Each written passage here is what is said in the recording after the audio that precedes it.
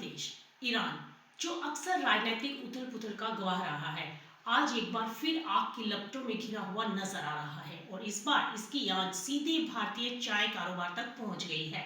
Iran भारतीय चाय निर्यातकों के लिए कोई छोटा बाजार नहीं, बल्कि एक ऐसा मार्केट है जहां असम की प्रीमियम चाय ने सालों में अपनी खास पहचान बनाई है। लेकिन मौजूदा संकट ने हालात ऐसे बना दिए हैं कि निर्यात की गाड़ी फिलहाल पूरी तरह पटरी से उतर चुकी है। संकट इतना गहरा हो गया है कि ईरानी आयातकों से संपर्क पूरी तरह से टूट चुका है, यानी न बात हो पा रही है, न सौदे आगे बढ़ पा रहे हैं और इसी ने भारतीय निर्यातकों की धड़कनें तेज कर दी हैं।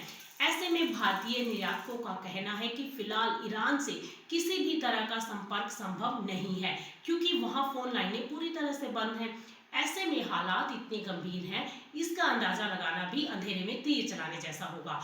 उनका साफ कहना है कि जब वहां मौजूद क्लाइंट से बातचीत शुरू होगी तभी असली पिक्चर सामने आएगी, लेकिन अभी हालात बिल्कुल अच्छे नहीं हैं। दरअसल ईरान इस समय बड़े पैमाने पर सरकार विरोधी प्रदर्शनों की चपेट में है। राजधानी तेहरान समेत कई शहरों में लोग आर्थिक और राजनीतिक सुधारों की मांग को लेकर सड़कों पर उतर आए हैं। स्थिति को संभालने के लिए सुरक्षा बलों ने सख्ती बढ़ा दी है, जिसके चलते इंटरनेट और टेलीकम्युनिकेशन सेवाएं लगभग ठप कर दी गई हैं। ऐसे में चाय निर्यातकों का कहना है कि चाय निर्यात पर इसका कितना असर पड़ेगा ये तभी साफ होगा जब ईरानी आयातकों से दोबारा संपर्क बहाल होगा। फिलहाल तो स्थिति कोहरे में लिपटी हुई है। उन्होंने ये भी कहा है कि कुछ शिपमेंट पुराने कॉन्ट्रैक्ट्स के तहत पहले से ही रास्ते में हैं, जबकि कुछ शिपमेंट अभी भेजे जाने बाकी थे। लेकिन मौजूदा हालात को देखते हुए निर्यातकों ने फिलहाल ब्रेक लगा दिया है। पश्चिमी एशिया लंबे समय से भारतीय चाय के लिए एक मजबूत स्तंभ रहा है। पिछले साल जनवरी से नवंबर के बीच भारत ने ईरान को करीब 10 मिलियन किलो, इराक को 49 मिलियन किलो तो यूएई को 45 मिलियन किलो चाय का निर्यात किया था। इसमें से एक बड़ा हिस्सा ईरान के लिए री एक्सपोर्ट होता है।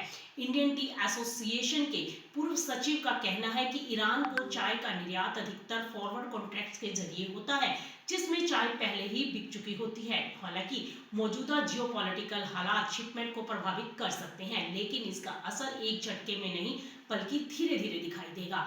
ऐसे में माना जा रहा है कि ईरान प्रीमियम क्वालिटी चाय का एक पारंपरिक और मजबूत बाजार रहा है।